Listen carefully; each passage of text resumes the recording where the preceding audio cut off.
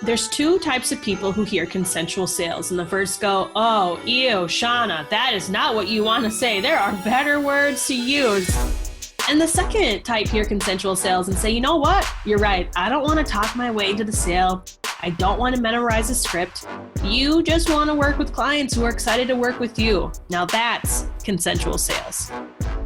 Hey everybody, it is me, Shawna, and you guys, you're going to love this episode because my good friend Becky and genius copywriter is coming here to speak with us about how you can really satisfy your clients instead of just being like an order taker, right? So your client comes to you and they're, oh man, like I just need this, this, and this. And there's a way that you can really satisfy your client beyond just taking these kind of generic orders. And when you do that, you're actually going to be able to make more money in your business that impacts your family directly. And Becky, actually from Seduce Your Market, is going to tell us all about it. Okay, Becky, hello. Hello. I'm excited to be here. Oh my gosh, I keep telling myself, I'm like, okay, we have to make this 20 minutes. That's sort of like the threshold that we're going for with this podcast. And so I was like, man, this could go for days because I think that you are one of the smartest people that I know. And I've just always appreciated your perspective on my own business and how you've helped even just my own clients navigate sort of how do you really communicate in a way that gets your clients excited and willing to give you money. So why don't you go ahead and just start off? What's on your mind about all that? Awesome. So first of all, thank you. That is really high praise coming from you. I appreciate it very much. I love working with you all the time because it's just like super happy fun time all the time. Okay, so when it comes to getting clients that appreciate you, what most new business owners go through is when they're getting clients, they get a lot of what I call red flag clients, right? These are the clients that don't want to pay you any money, or they want to tell you how to do your job, or they're not happy no matter what you do.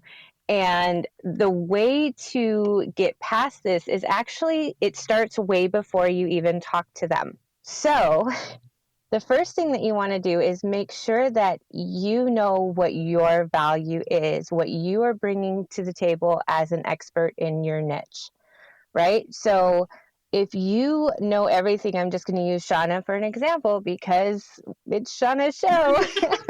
If you know how to have those conversations that lead to sales but don't feel gross, then know that that's your value and know that the people who are best to work with you will see your value. And those who don't see your value, those are red flag clients. If they're already, before you even exchange money, if clients are making demands or trying to get you to change your prices or showing other ways that they don't appreciate you, that's a surefire sign that working together with them is going to be a nightmare. And the thing is here, it doesn't matter how awesome you are or how much you give them.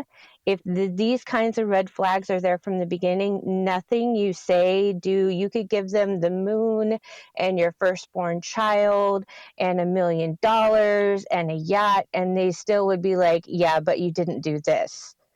Like, what do you even do with those kind of people? You just don't work with them. Absolutely. So the second thing that you would want to do is try to listen for what they aren't saying, because you as the expert in your industry, you have the benefit of experience that the person who's coming to work with you doesn't have. So they may think that they know what they need to solve a problem.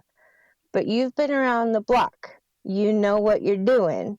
And so if they're like, well, I just need to do X, Y, Z, and you're sitting there like, no, that's not what you need at all. For example, do you mind if I share a story? Yeah. We love stories. I want to hear the story. Okay. So there was one client that just insisted that he needed better copy.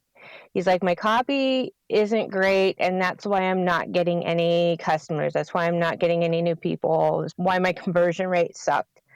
And I looked at it, and I was like, okay, let me ask you one question. Who is your ideal client? And he was like, well, everybody who's in real estate. I was like, okay, well, there are a lot of different types of real estate. What kind of real estate do you target? He was like, well, all of it. I can work with all of it. I'm like, see, that's why you're not getting clients, because if somebody is like, well, I need somebody who specializes in commercial real estate, they're not going to come to you because they don't think that you have that specific expertise that they need, right? Whereas once he niched down and he got to where he was specializing in investor type real estate for people who wanted to flip properties and make money off of that, just buy it, fix it up, and flip it, then he started getting more people who were interested in working with him because they understood what he had to offer. Right? Does that make sense? Yeah. So I'm hearing you say, just to recap quickly, like, how do you satisfy your customers? And the very first thing is that you want to make sure that your problems are coming way before you actually speak to them. And then that led into the second point where it's like, okay, do you even know who you're talking to? Yeah, so the first point is know what you have to offer, because one of the key ingredients in a satisfying business relationship is where both people in the transaction are bringing something of value to the table.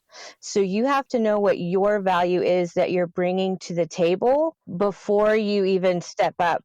Yeah, I'm so glad that you said this because I actually had this conversation with Megan yesterday who wants to reach out to the so and so brand. And she's kind of shitting her pants. She's like, I don't know if I can do it. These guys are like something, something, they're big wigs. They have all this energy and whatever. And she's, oh, it's just me. And so she absolutely falls into that first category of not knowing what she has to offer. So I'd love to know, I mean, like, not to go on like a huge tangent, but how do you think people discover what that is? Like, how do you know what you have to offer and feel confident that it's going to make a difference? It's worth paying for. Yeah, so here's the beautiful thing about this. Because we're at Seduce Your Market, we compare everything to dating and relationships.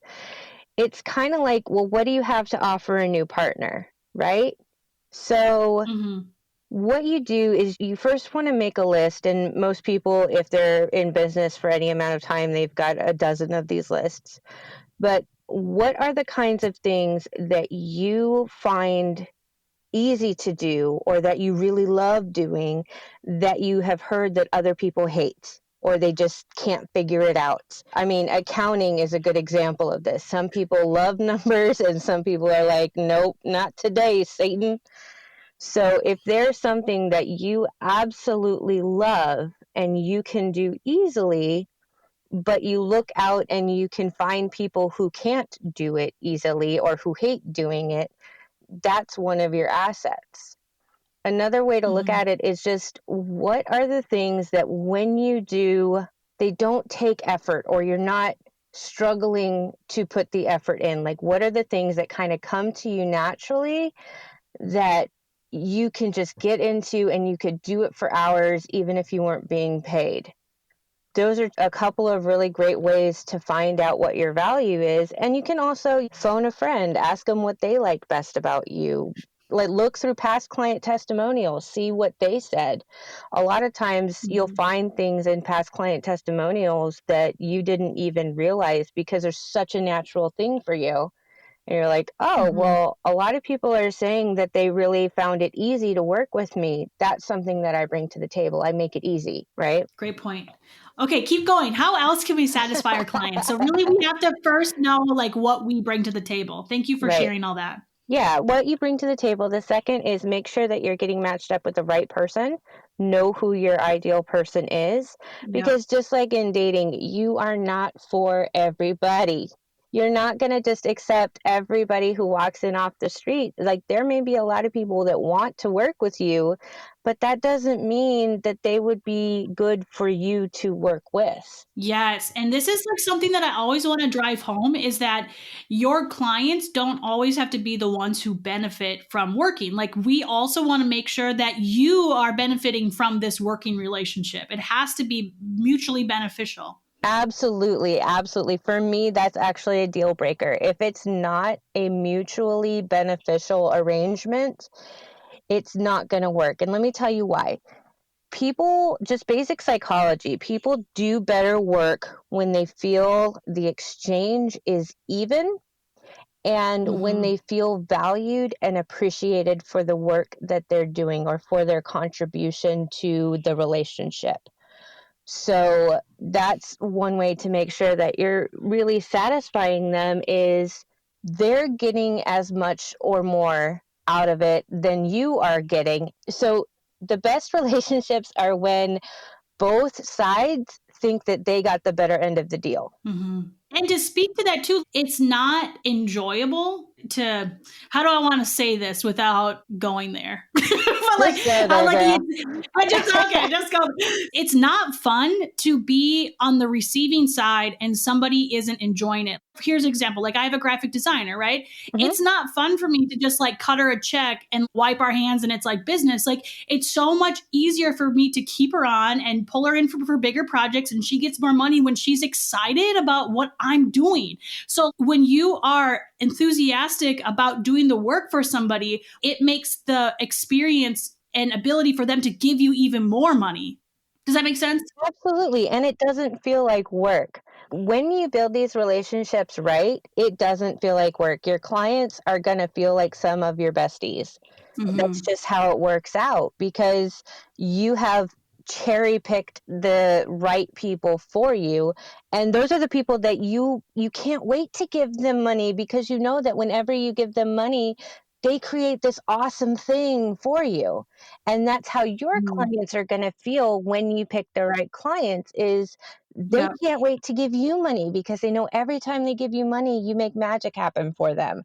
And so it's this wonderful cycle of, I will give more because you give me more. And it just keeps going round and round, and it's amazing. Oh yeah. And that's all I'm thinking about as sort of I'm making moves in my business to scale some of my membership. It's like, I can't wait. And literally, I've thought this to myself. I'm like, I can't wait until I have enough money where I can pay her like double or triple. Right? So you're incentivizing that behavior by making sure that you're paired with the right person whose work that you're excited about and respect. And the quality of work that they give you is going to be of higher quality than for someone who is not a good match, who's making all of these demands, who's putting all of these requirements in there that don't need to be in there, and having you change everything. And there is a difference between good client feedback. So not everybody gets it right 100% of the time. There's going to be a little bit of feedback. But when you are working with someone who's right, that feedback is going to feel constructive. When you're working with somebody who is wrong, that feedback is going to make you feel small, and you're going to hate it, and you're not going to want to talk to them because they just make this just negative all the time, and you just don't like it. Thank you for sharing that. You're absolutely right. I'm curious to know the other side is, what if you have some skepticism? What if you're like, well, sure, this sounds nice, but are there really perfect fit clients out there for me? Like, where are they? Or do they even exist? Yes, they absolutely exist. So there is something that I'm actually going to be sharing soon in my own space, but you guys get it here first, because ta-da, bonus. We're friends here. We're friends here, so you get all the juicy deets. People will treat you the way that they think you expect them to treat you, which means if you expect people to treat you the way that your ideal customer would treat you, then all of a sudden you are going to start seeing more and more of your ideal customers pop out. The reason that you probably have a lot of red flag clients right now is there may be something in the back of your head saying that you don't deserve this, or you have to start working with any client you can get to begin with. You can't just go after your ideal client from the start, or you just have to take what you can get because that's where the money is. And that's such a lie. That is not true. Tell us more about that. This is juicy. This is juicy because we all feel like that, right? We're like, I got bills to pay. Like, I got a family to care for. Like, how do I not start feeling desperate and going for these red flag clients? Right. So there's a difference between hustling for the right clients and taking a bunch of red flag clients because you're desperate and you need the money. Right. So If it feels like you are compromising any part of your values to work with somebody, don't work with them. It's the same as dating. If it would be a compromise of your value, you're like, I don't really like them, I'm not into them, but they're going to buy me dinner. Really? You wouldn't do that. Dinner is not worth your self-esteem. It's not worth your compromising your standards. And also, you're using that person, right? There's no real connection. There's no real potential for a connection. So why even bother? Mm-hmm. But it can be easy to think, oh, well, I can't get any better because I'm new, or I don't really know what I have to offer yet, or, I haven't worked with a whole lot of people yet. But those are in your head, right? If you have value regardless of how many people you've worked with. If you have value, Mm-hmm. you have that regardless of who sees it in you, but it is your job to convey that value out into the marketplace so your ideal clients can know that you're there. If you don't ever put it out there, how can they take advantage of it? Yeah, so let me just sort of summarize what you're saying. So it's like part of satisfying your clients is by not taking the crummy red flag clients. And you are able to attract more of your ideal clients and satisfy them completely when you refuse not so great clients, right? Am I saying that right? Yeah, it's also in the expectation. So people start out with the expectation that I have to take whatever I can get because I'm new, or I have to do Yep. whatever it takes. But that's a desperation mindset, right? That's not actually Yes. valuing your worth. Yes. Can we talk about that? Can we talk about what it feels like to be desperate and how to stop feeling that? What do we need to do instead? Right. So it sounds difficult. It seems like it's a difficult thing, but really it's easier than it seems. So the reason that people get into the desperation mindset is a lot of self-doubt and imposter syndrome. Mm-hmm. And you know that those things just love to rear their nasty little heads all over the place.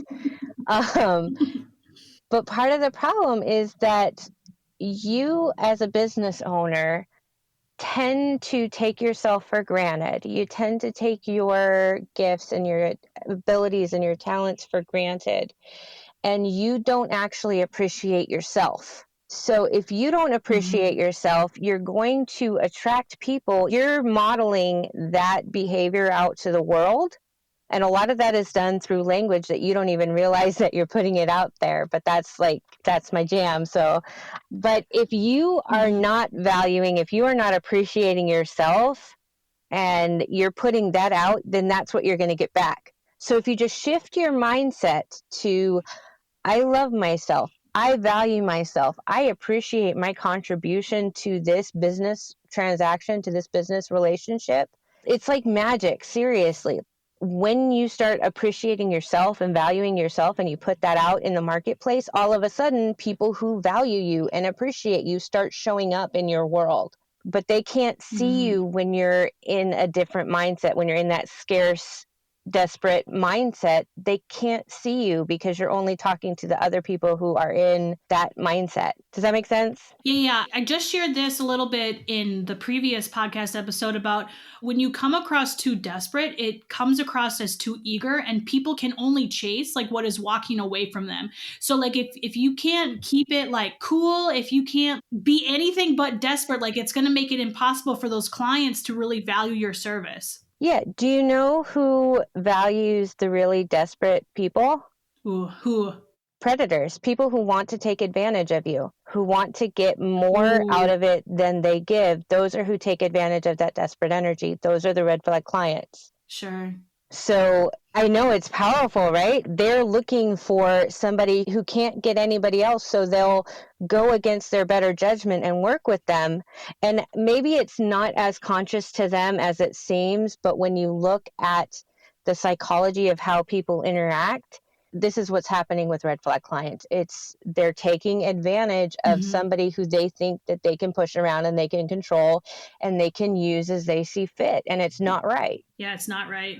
It's not right at all. So, and that's what leads to high customer dissatisfaction. The thing is, so this actually, we haven't quite gotten to my third point yet, but it ties in nicely to all of this. The third point is, if you think about your business from the customer's point of view, and you make each and every point along the way customized to your ideal client to give them the value that they need from you and to make them feel safe, secure working with you, and like you are listening to their needs, you are giving them what they've asked you to give them, and you're even throwing in a little bit of extra on top because you like working with them and you want them to have a good time. It's like the chocolate chip cookies at Doubletree Hotel. You could stay at any hotel, Amazing. I love that place. but they go above and beyond with Yeah. those chocolate chip cookies that are so good that I would stay there just for the cookies. Mm-hmm. But that's what clients are looking for when they come to you. It's not just about the initial conversation. It's not just about the sale. It's not just about the delivery. It's about how all of those pieces work together to create a satisfying customer experience where they feel heard, seen, protected, and they're getting what you promised. They can trust you, right? That Mm-hmm. kind of a relationship, that will be repeat customer all day, every day, because where else can they go and get that kind of service? Yeah. Like nowhere. It's with you. You are the one that treats them well. All the other companies out there are treating them like they're disposable players, like they're one night stands, right? Yeah. I think there's something to be said too about how when you treat your customers good like this, they can't imagine life without you. They can't imagine running their Yeah. business without you. And I have felt that way about certain people who have been in my business where it's, man, I need to keep you around long term. Like, I'm going to pull you into every project. I'm going to refer you to my favorite people because you've done such a good job that it's easy for me to hire you again and keep you around long term. Yeah, they make life better. They add that value. That's really all people are looking for is when they're looking for a solution. Any customer who is out there looking to buy something, they're looking for a solution to a problem. If you can solve that problem and then some and show them how you can solve all the other problems that they may have, all they have to do is just keep hanging with you and you guys like working together. Why wouldn't they stay with you? They'll stay with you forever. Yeah, absolutely. So how would you summarize and succinctly say, like, when you're able to satisfy your customers, how does that get you more money? How would you say that in your own words? Well, right there, if you can create a customer experience that is completely satisfying, not only will you have repeat customers, and just from a business standpoint, repeat customers are easier to keep than it is to obtain new customers. So right there, Yeah. you've got more money in the bank. You're increasing the average lifetime value of the customer, which is great. You're getting the word of mouth referrals from the customer. Plus, you are able to charge higher prices because they can't get that kind of service just anywhere. Like they could go anywhere and get a logo, sure. But can they find someone who actually gets them, who understands, who can give them what they need and work with them in the way that you do and make them feel the way that you do? No. So you can charge higher prices for that and they will gladly pay for it. Here's the thing. They will appreciate being able to show you with the money that they're paying you how much they appreciate the attention that you're giving them. That equals the balance in the relationship. And so they will gladly pay you those higher fees if you can give them a mind-blowing customer experience. Yeah. Where do you want to take this conversation? What sort of else is on your mind right now? I could go for hours. That's the problem here. I love all of this. There's so many nuances. But just to sum up here, if people take away one thing from this conversation, I would hope that they take away the fact that if they truly value and appreciate themselves and what they have to offer to the marketplace, then the marketplace will absolutely deliver the kind of customers that also value and appreciate what you're bringing to the marketplace. And all of that is in how you communicate what you have to offer to them. Mm-hmm. And how do we be better communicators? How do we become better communicators, Becky? Tell us what we need to buy. Well, the first way to become a better communicator is free, and that's just to really listen and try to understand what they're not saying or what they're trying to say, but not exactly communicating. And that's just listening to them, like not listening so that you can speak and you can offer a diagnosis, but listen to understand. Because if you can understand them, you're already light years ahead of your competition. Other than that, I suggest you learn how to seduce your market with me. Yep, I do too. Yeah, because that's really what it boils down to. People are tired of being sold and they want a connection. They want somebody to see and hear them and value them, even if it's just in a business transaction. I would invite you to my party at Facebook. Do we want to do that now? Yeah, rattle it off. Okay. So I am giving away some extra goodies for this audience. If they want to go ahead and come over to my Facebook group, which is facebook.com/group/seduce your market. And I will have a free course on the basics of communication up and waiting for you to go through. Awesome. Hey, seduce your market. Before we go, do you think that saying seduce your market feels like you might be tricking people? No, absolutely not. Because seduction isn't about deception at all. Ooh. Seduction is about giving people permission to say yes to something they already want, but won't allow themselves to have for whatever reason. Becky, that gave me chills. That is so good. Say it again. So yeah. So seduction is not about getting people to say yes to something that they don't want. It's about giving them a chance to say yes to what they do want. Yeah, it's not deception, it's permission. It's allowing them to have something that they really want, but they don't think that they can have, or they won't allow themselves to have. Oh, man. Because a lot of times people want help, but they won't even allow themselves to ask for help. So if you give them the permission to ask you for help, you've just seduced them. This is good. It's so good, right? It's so good. It's so good. Knock, knock. Who's there? There's clients banging on your door ready to give you money and book your services, but they're asking hard questions like, how much is it? Who are you exactly? And how do I know you can help me? Your brain melts and you feel like a deer in headlights. You worked way too hard for this opportunity. You can't let it slip away. So here's what you need to do right now. Grab your phone and text consensual sales. It's one word to 555-888. Again, it's 555-888, the word consensual sales, where I will get on the phone with you and I'll tell you exactly what to say to make more money and close those deals.